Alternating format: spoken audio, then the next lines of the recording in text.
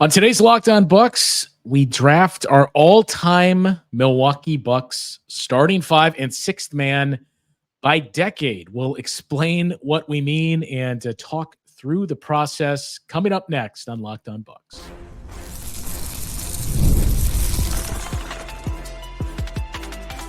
You are Locked On Bucks, your daily Milwaukee Bucks podcast, part of the Locked On Podcast Network, your team every day. Welcome into Locked On Bucks. I'm Justin Garcia, joined by Camille Davis and Frank Madden. We thank you for making Locked On Bucks your first listen every day.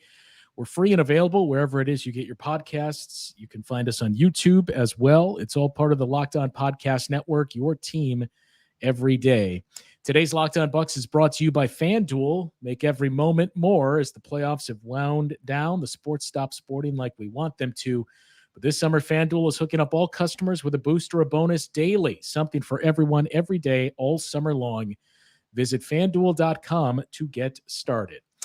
All right, we mentioned in the intro the all-decade draft. So the idea behind it, we blatantly ripped it off from a post that we saw on the Bucks subreddit and said, hey, that's a pretty good idea. We should do the same and talk through what are the guardrails for this and parameters we're going to use. So the way it worked was you had to select one player from each decade. We omitted the 60s, but 70s, 80s, 90s, 2000s, 2010s, and 2020s. So you had a starting five and a sixth man. We randomized the order to figure out who would go first and last and did a snake draft. And as we discovered, at least for me, about one or two picks into this, it was more difficult than you assumed and a little more frustrating. And the challenge really became being kind of handcuffed by, okay, I need this position, but I already got this decade. So that was the issue that we ran into here. I'll let you guys reveal your teams. I picked third.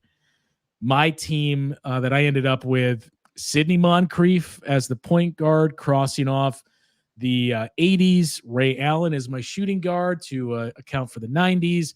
Justin, do you want to just like go like read off the full draft order and like as a first shot, just so people know what like first. Yeah, just so people know. People can judge us accordingly. All right. So the first two picks, no brainers. Camille with the first pick took Giannis in the 2020s. Of course. Frank with the only other choice that was left, Kareem Abdul-Jabbar in the 70s.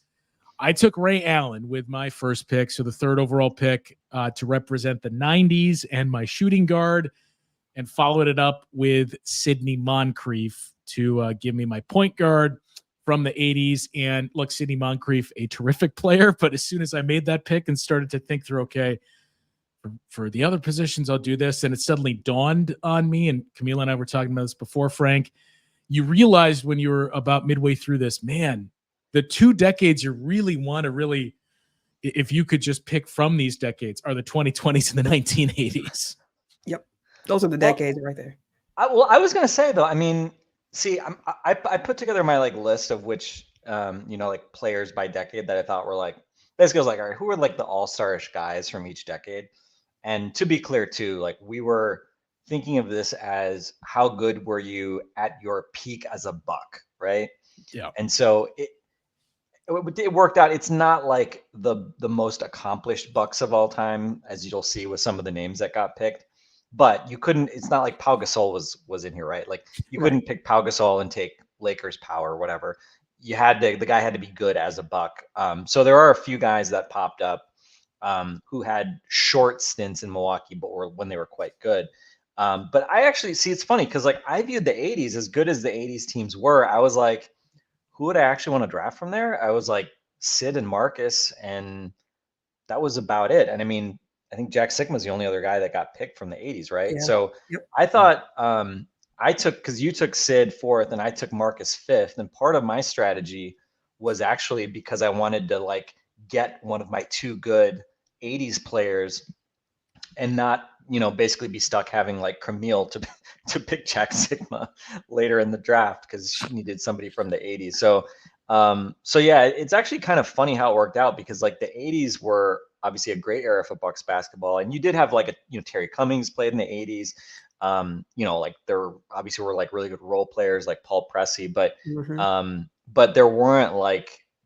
there actually weren't a lot of like top end guys that came through Milwaukee versus like, it was weird. Like the 90s, actually, like I feel like there were actually a number of like good 90s players, more so than you would think, given that the Bucks were not very relevant in some cases because of like the whole like Vin Baker to Terrell Brandon to Sam Cassell like recycling sort of series of events. Like you actually had more guys in the 90s than I think like I would have expected. But I don't know, maybe I'm just dissing the 80s. So you mean like Tyrone Hill and Ken Norman and Blue Edwards, like that type of thing?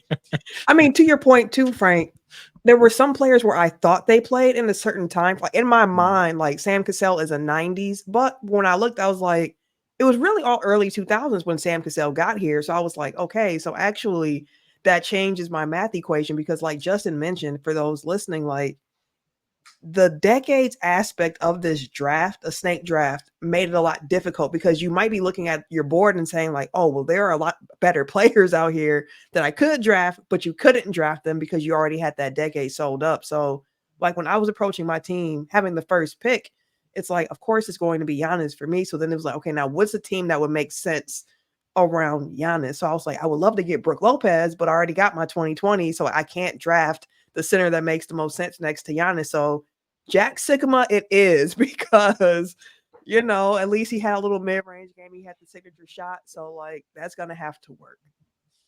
Well, you could, and to be clear too, like if a guy like Giannis spanned 2 decades, you could choose which one you wanted to pick, right? So you could have picked 20 teens Giannis if you wanted to, and same difference.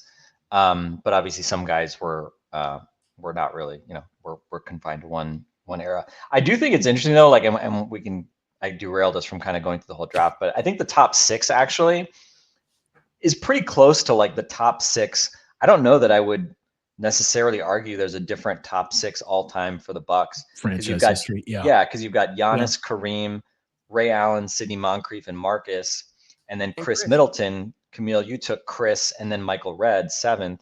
So you got all your shooters out of the way.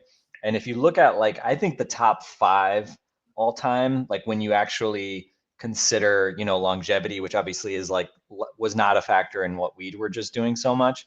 But I thought Nathan Marzian did a cool exercise where he ascribed basically like point values to like different things that you could do, right? Like collecting stats, winning a championship, all-star, things like that. And it was again, you can always like debate like, oh, what's this should be worth that points, blah, blah, blah. But like, I thought it was a really cool exercise that Nathan went through because at least it gave you some structure to like compare guys who like great players who were here a short time versus guys that maybe were like more solid players that played a long time. And, to me, I think the kind of unassailable top 5 at this point.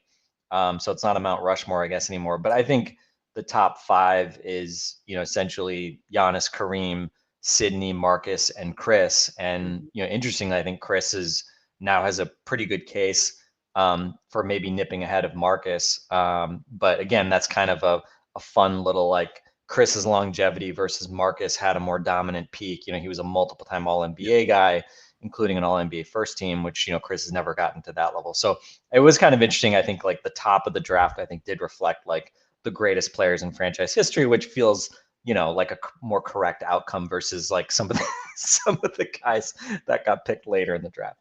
I mean, that's a great teaser for the next segment because the top 5, 6 picks, it makes a lot of sense. And then things get a little wonky. I mean, even like 7, basically through the first 8. And then I think that's when it started to set in of the constraints. How do I make this? How do I make this work? And how do I find this position that I need? And how do I cross off this decade that I needed? So we'll go through the rest of the draft and where it started to, for some of us, go off the rails and one of us maybe get a little bit wonky coming up after this on Locked On Bucks. Well, we're all in the market to better ourselves, and maybe it's physical in terms of your physical fitness. You never skip leg day, as they say. Well, you should never skip on your mental health either, as we all have those non-negotiables. Your schedule's packed with children's activities, big work projects, and more. It's easy to start to let those priorities slip. Even when you know it's what makes you happy, it's hard to make time for it. But when you feel like you have no time for yourself, non-negotiables like therapy are more important than ever. If you're thinking of starting therapy, give BetterHelp a try. It is entirely online, designed to be convenient, flexible, and suited to your schedule. All you have to do is fill out a brief questionnaire and you'll get matched with a licensed therapist. You can even switch therapists at any time for no additional charge. Never skip therapy day with BetterHelp. That's right. Never skip therapy day when you're seeking that assistance. Visit BetterHelp.com/LockedOnNBA today, and you'll get 10% off your first month. That's BetterHelp, HELP.com/LockedOnNBA. All right, so we mentioned those first roughly 8 picks, I suppose, made a lot of sense. So we went through the top 6. Michael Redd goes number 7, as you mentioned, Frank, to Camille. Frank, you then followed up with Damian Lillard to get your point guard and cross off the 2020s. And that's where it started to sink in for me, looking at the rest of the board and seeing, okay, I have my backcourt. Chris Middleton's gone. Marcus Johnson is gone. Michael Redd, I could have even stretched and slotted him as a small forward, I suppose. He's gone. And then the panic started to set in and thinking, okay, what do I do now? So I went with Bobby Dandridge to cross off the 70s and give me a small forward. And then is when it really you started to realize it feels like there's more guards left. And I already crossed those off. So knowing I got to find a big, I went with Brook Lopez to represent the 2020s with my next pick and selection number 10. Frank, you followed it up with Vin Baker. And then Camille, your 2 picks were Oscar Robertson and the aforementioned Jack Sikma. So number 1, it took us that long to get to Oscar Robertson in this draft. The decades worked out in my favor in that sense, because with Frank going second and taking Kareem, which of course you take Kareem that early, and then you taking Bob Dandridge, I was like, okay, well, Oscar was only here in the 70s. So I was like, I got that in the book. So I was like, there's no rush for me to get here. But when I came back around, I was like, let me just go ahead and grab him. Like, I know that the Oscar Robertson that we got in Milwaukee was the older version of him, but he was still very, very effective. Still a big reason the Bucks were able to win that championship with him next to Kareem. And plus, in this fantasy team I have anyways, he's the point guard for Giannis. And he has Chris Middleton and Michael Redd. So, like, just set folks up. Do your job. Play some defense. Set everybody up. Get your buckets when they easy. And we're good to go. So I was very, very happy that it fell that way. And I already mentioned the Jack Sikma train of thought where I was like, just kind of need a big. Not that many great shooting bigs in Bucks history for me to put next to Giannis. So Jack had to do. And to be clear too, I mean, it's like, I think you can look at these through the lens of who ended up with kind of the most talented team, or you could look at it through the lens of which of these teams would actually win a game, and could actually function together and be a logical kind of roster construction, in the year 2024. Mm-hmm. And I think your team, Camille, I think makes a lot more sense than for instance, my team probably, just because you have Giannis and then you put a bunch of shooting around him, right? I mean, Oscar is basically the only kind of not quote unquote shooter type out there, but also he didn't have to play with the 3-point line. So it's I don't even know how you really judge that. And so I kind of especially because we were forced to pick guys from all these eras, I basically was like, you know what, I'm just going to pick the best players, and we can, if we want to play sort of the hypothetical games, I imagine people like Marcus or Sydney or Oscar probably would have become pretty good shooters from the 3-point line if they grew up, in this era. So whatever, right? We can kind of debate that stuff, kind of the whole way through. I will say this: I was thinking I was going to take Drew Holiday at number 8 with my 2020s spot, and then I just was like, wait a minute, because Drew obviously ranks, Drew is one of those guys I think is interesting. Is he going to get his number retired? I think there's a very good chance he could get his number retired. He wasn't obviously here that long, I guess 4 seasons, but wins the championship and beloved by everyone. So I was like, oh, I guess I'll take Drew. And then it occurred to me, I was like, wait a minute, I can just take Dame. So, who obviously no one looks at Dame as like an all-time great Buck because he's only been here a season. But I was like, well, if I'm using my rules of like, I'm trying to pick the best players who had, the best peaks while they were in Milwaukee. Dame's peak, as much as like people look at it as like, well, he didn't have as good of a season last year as sort of peak, typical Dame. He was still an all-star starter, and his floor is super high. All the numbers about with him on the floor versus off obviously spoke to how valuable he was last year. So I was like, okay, I think I'll just take the top 75 guy and put him out there. I think he could play with Kareem. I think Dame and Kareem could figure out how to make it work. But I was gonna ask you, Justin. So you took Dandridge as your 70s pick, and then you took Brooke, and you qualified Brooke as a 2020s guy. Yeah. And you had not taken a 2010s guy yet. So you could have taken Brooke as a 2010s or a 2020s guy.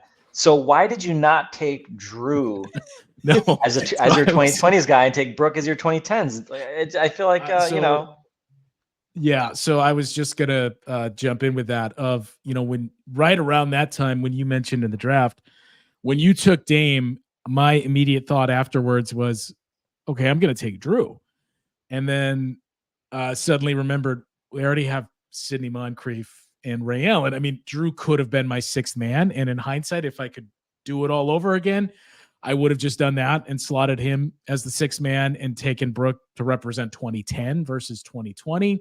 But that was my thought at the time, more so of I got to fill out my starting five first. So how am I going to make this work? Because as you started to look through the players that were left and the decades that were left, I mean, I think we went over it too. Like just because Giannis would qualify for 2010s and 2020s, I couldn't take 2010s Giannis because Camille took 2020s. Right. The player is off the board, and only one player per decade was what you had to do. So I started to look around and think, what's left for fours that are out there? And that's when it really started to become challenged. So the last 5 picks in the draft, after Camille took Jack Sikma, Frank, you took Glenn Robinson to represent the 2000s. And that's when I was really up against it and asking you guys too of like, look, here's my thought process. Are you fine with this if I do this?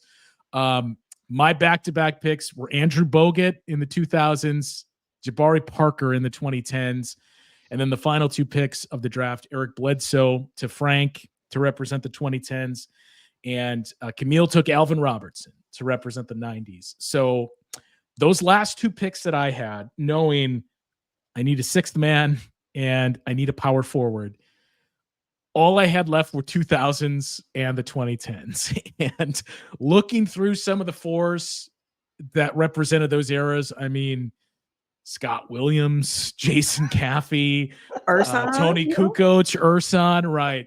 But then I thought, you know what? I do remember in the Jamal Magloire days, Andrew Bogut was the power forward, and they went with the Twin Towers. So are you guys fine if I take Andrew Bogut as my power forward? I think at that point, the thought was just, whatever we have to do to get this thing over with, fine. Just do it.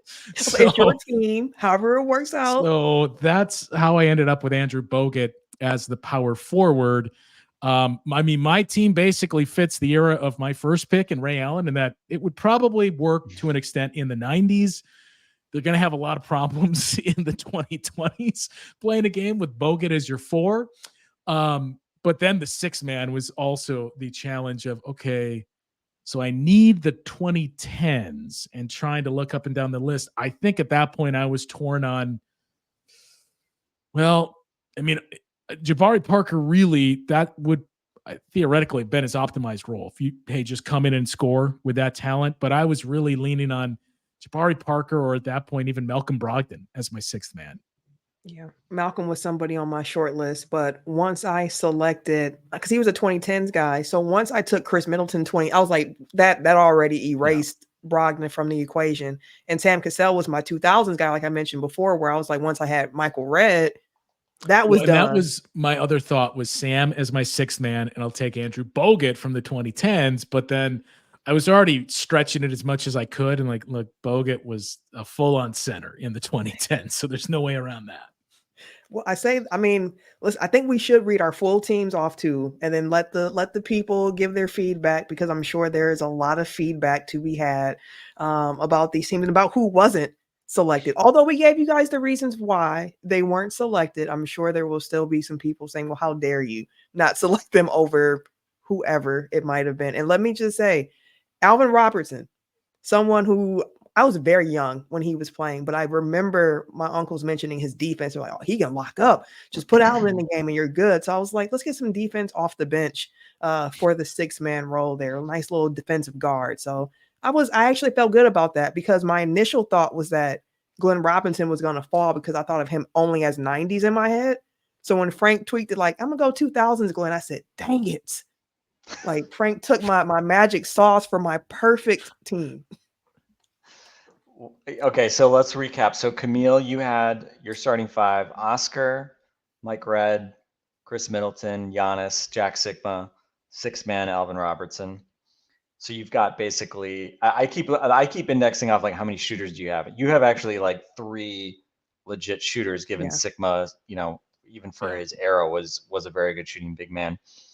I end up with my backcourt is Dame and Eric Bledsoe, which is admittedly weird. I took Bledsoe with my last pick. And again, like that was because I needed a 20 teens guy. And so I also thought, do I take Brogdon here? Do I take Tony Snell? Yeah. Or do I say Marcus is now a shooting guard and Big Daw's my small forward, and DJ Wilson is my 6-man. I had lots of options there.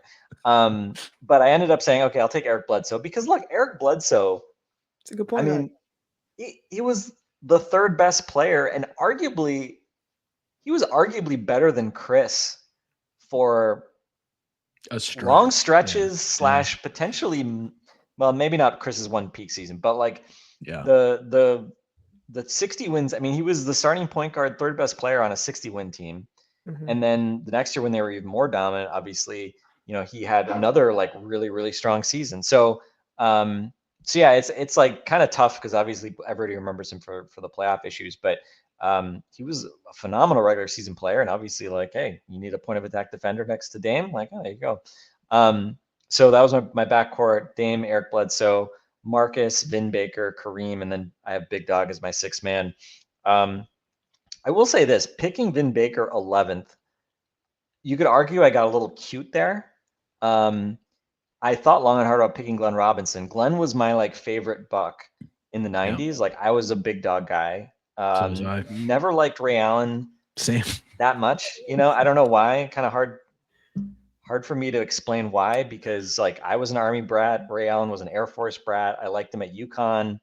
I don't know. But for some reason, I think Big Dog was kind of the guy I hinged my hopes on as a young Bucks fan when he was drafted 1st overall, and we all expected him to become this incredible perennial all-star guy that never quite got there. And I think in hindsight, as we now look back with advanced metrics and things like that, I think it's pretty obvious, that Ray Allen was the better player. Yeah. We were wrong, which is reflective in the draft order. But Big Dog obviously still a good player, offensively at least, not the most efficient guy. I think it would be interesting to see in a modern era, with him maybe taking more threes. Not that he was an incredible 3-point shooter, but obviously you would have think that probably would become a bigger part of his game, stretching out and being a 3-point shooter. So yeah, Big Dog, my 6-man, but I felt kind of like I was betraying him taking Vin Baker over Big Dog at the 11th spot, but then had a chance to get him a few picks later. But Vin Baker, he was one of those guys, Vin Baker, Terrell Brandon were kind of guys, especially in the 90s, I thought of as the kind of forgotten guys in an exercise like this, just because. Yeah.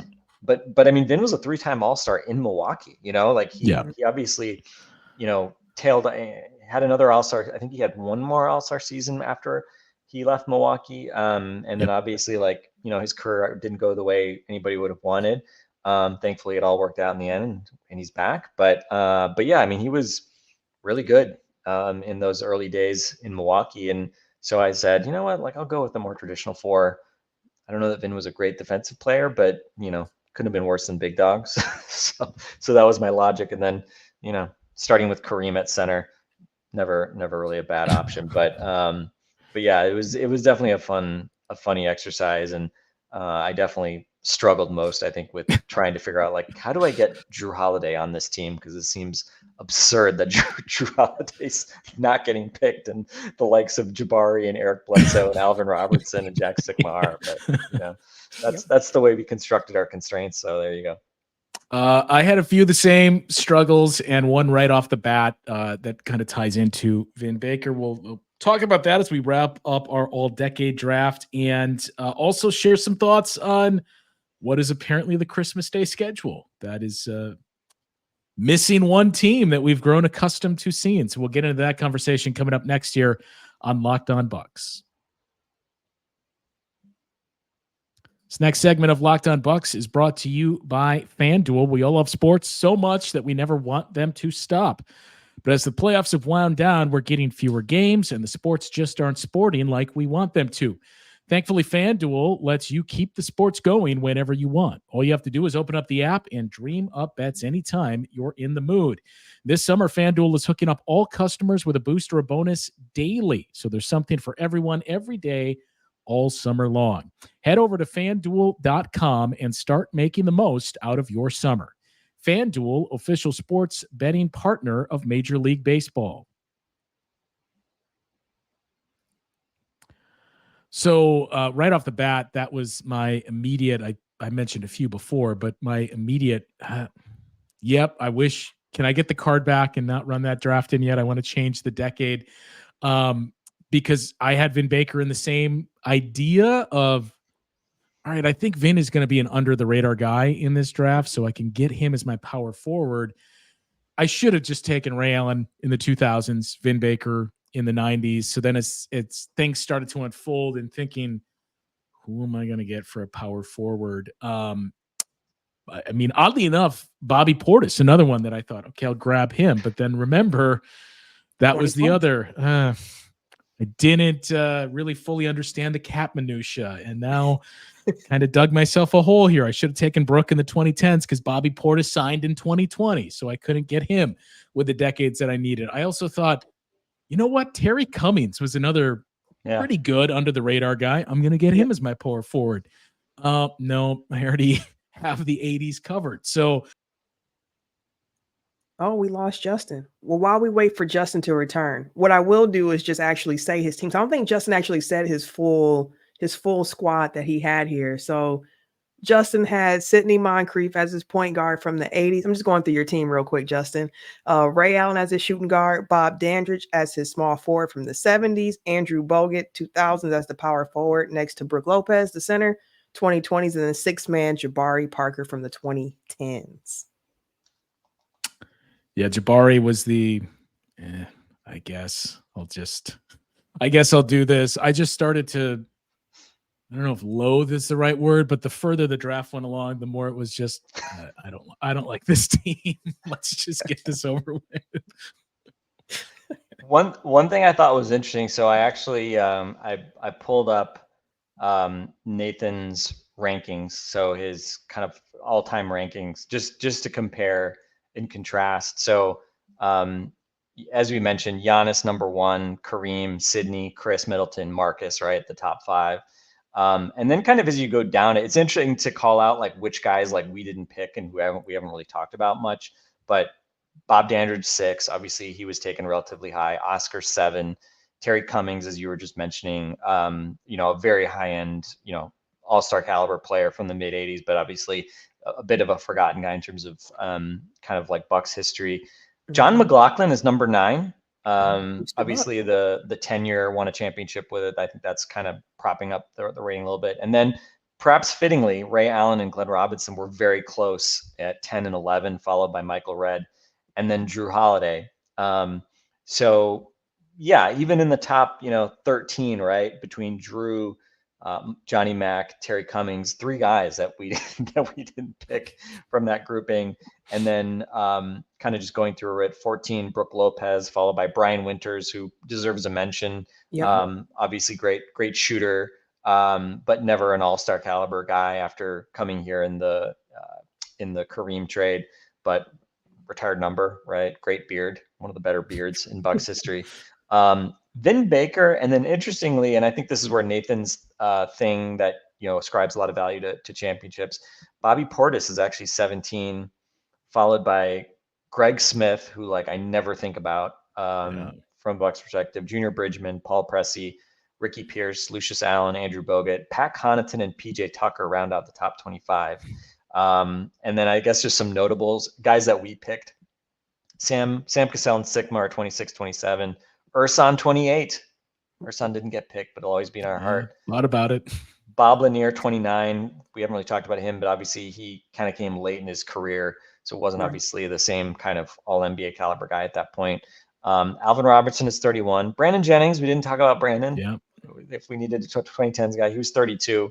I did think about Monte Ellis actually when I needed my late 2010s pick, and I was just like, it's too much empty calories scoring. I can't justify that there. What do you mean Frank Monte have it all? He did. But he don't have a spot on one of our teams. Mo Williams 38 and Eric Bledsoe 39. So Bled checking in right after the Mo Williams. I don't know if the Mo Williams show got him any extra points in Nathan's ratings. But kind of just going down the list, I'm trying to think who's the late. Dame is only 54 after one season. I'm guessing she'll shoot up quite a bit next year.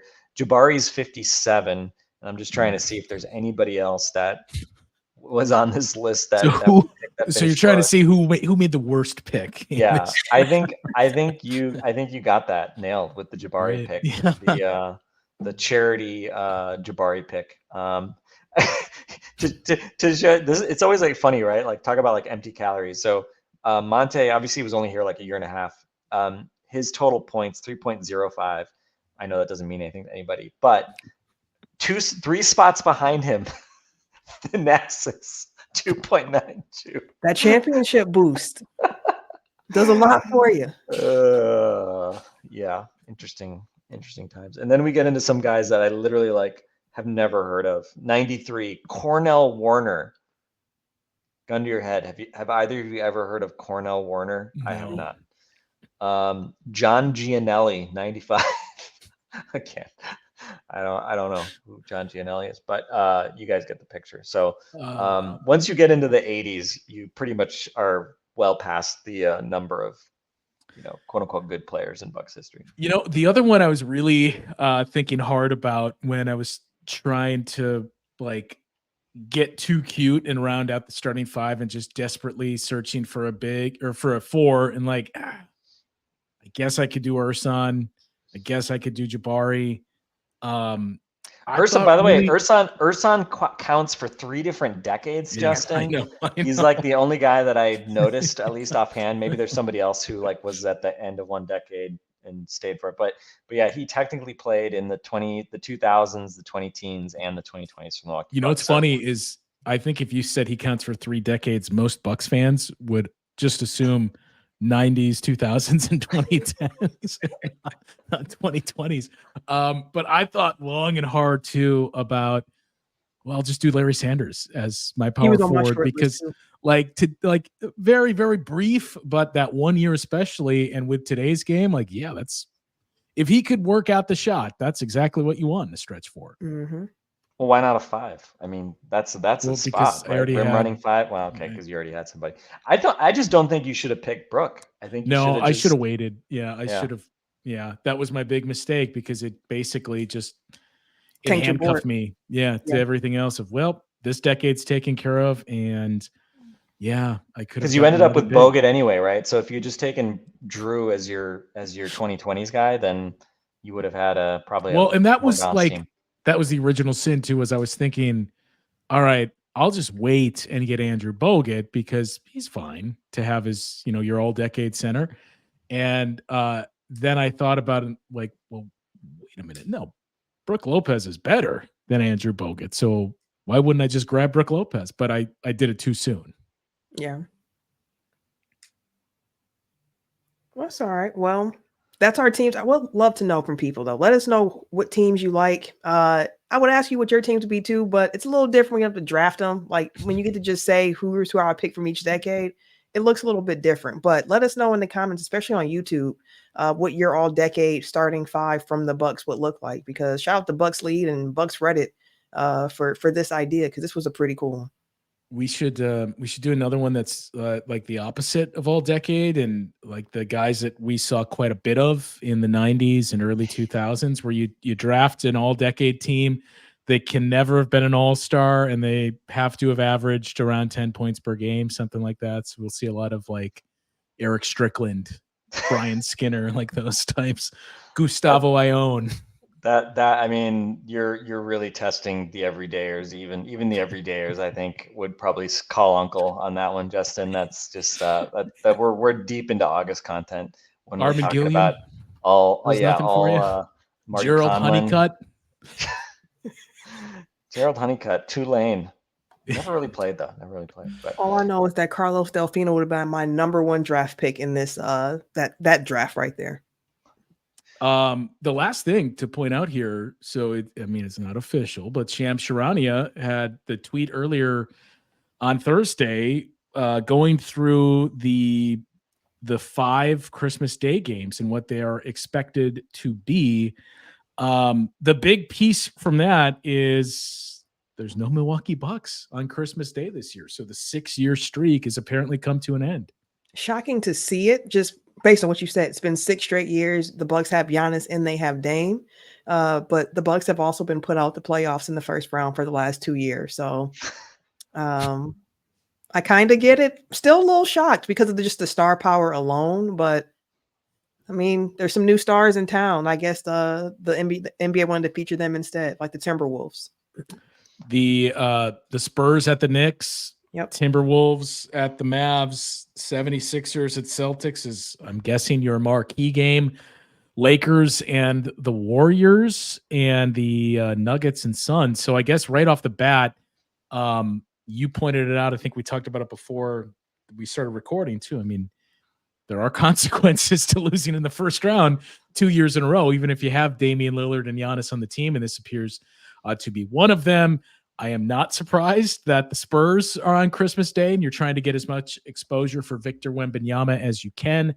I know it was already leaked that in part of the NBA Cup, that is going to be Klay Thompson's return to the Bay in the Mavs versus the Warriors.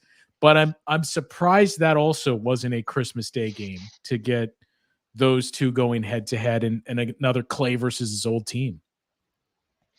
Yeah, I mean, I'll just say this. I don't care at all that the Bucks aren't playing on Christmas. And, I think it's when your team has not played on Christmas, it feels like a Christmas present to get them to a game on Christmas. But I mean, just like thinking back to the games that we've seen, by far, I'd say the peak of our Christmas Day Bucks experience has been the Celtics game in Milwaukee, because it was in Milwaukee, which, just think about the experience for the players, right? Like having to go on the road on Christmas to play a basketball game, like that sucks. Arguably having to play at home on Christmas sucks. But being able to play that game at home against Boston and to win it in such dramatic fashion, Giannis I think it was his first game back coming from COVID, and was a monster, had that incredible defensive play late where basically forced Jason Tatum to dish it off and then blocked Robert Williams. Wes Matthews with the arrow, shooting the arrow. Sorry for those on the audio version. I was just shooting my my mythical archery shot in honor of my guy Wes Matthews, but him coming back, I think another omission from the All Decade list. Yeah, I know, seriously. But so that was a ton of fun. But other than that, I mean, the COVID year Warriors game was like a blowout. I was going to say weird, and Giannis was good in that game, so I didn't really enjoy it. It was a blowout. It was a bad Warriors team, and it was just team employees that were in the building. Yeah, so that was the other piece of the Celtics game was your first year hosting where you also had fans in the building. Yeah, and the first year back when they went to New York and played, a bad Knicks team, it was like, okay, cool. Like the Knicks suck, so we'll be able to win this game. And Giannis was pretty good in that game, had a couple highlights, but it wasn't like a dominant Giannis game. But other than that, I mean, you look at some of the performances, right? I mean, like the game in Boston a couple years ago stunk. The Sixers game. That sucked. And the Sixers game was, it's the Sixers, that was their Christmas championship game. They can forever fly their banner for winning that one time on Christmas. But yeah, I mean, overall, the Christmas Day experience for the Milwaukee Bucks, I would say is generally like not really lived up to billing. So as someone whose like mood is like impacted like pretty tangibly by what happens with the Bucks on a given day, I think it's better for my family if the Bucks just don't play. Okay. If the Bucks win, I'll be super happy. But if they lose, like, my family doesn't deserve to have me like being all like grumpy about it, it's not good for anybody. So I'm totally fine with the Bucks taking a rest day on Christmas. Everybody gets to enjoy the holidays with their family. We got 82. We know we're going to get 82 games no matter what. Yeah. We're going to be able to watch them all on TV, right? This isn't like, the 90s or something when we couldn't watch all the games, which I don't even know when the last time was we couldn't watch all the games. Yeah. Probably even further back than the 90s. So, no big deal. Whatever. If the league doesn't respect us or who cares? Like, it's fine. All we do is complain about national TV broadcasts of our team anyways. Blah, blah, blah. So no big deal. I won't complain with getting 2 days off. Yeah, you get a day off. Christmas That's right. This year, because no Christmas Eve games either. So you get that day off. And that was always the thing of like, well, I know I can't really travel anywhere because I got to see what time their game is on Christmas Day. And if it's the early game, there's no chance I can travel and then get back in time for pregame and everything else. And if it's in the middle of your day, it's basically your whole day that it takes up. So fine with that. And as you pointed out, and I think Camille and I talked about it too, Frank. I mean, look, I'm sure there's that one level of disappointment of, oh man, the Bucks aren't on Christmas Day this year. But then, it means I get to do other stuff and I can watch all the games. And the players, they're more than fine with it too. Of, oh, great, I get the day off. Get to be with their families.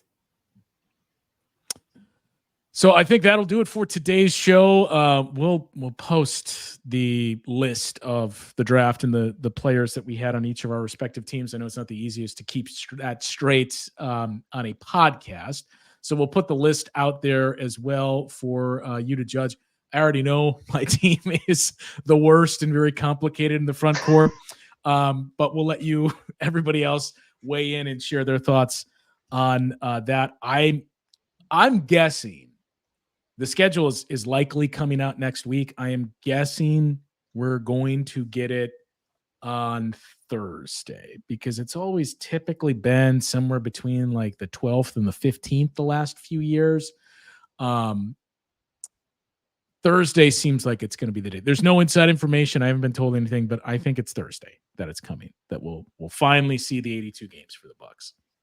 Yeah, with Sham starting to leak some of the games out now, like I know it's soon because those leaks don't start until the schedule is getting ready to be released. And you want to get past the Olympics too. Right, so right. That's a good point. There's not that hang up. So next week that's where it has traditionally come. So we'll see when that schedule comes out. And then, of course, the content that will come from that. We had one other draft idea. I don't know if we even filled you in on this, Frank. So we'll do that off the air. But one other one coming your way later in the off season. And then, of course, the reactions to the schedule as well. That will do it for today's show. For Camille and Frank, I'm Justin. We will talk to you once again next week on Locked On Bucks.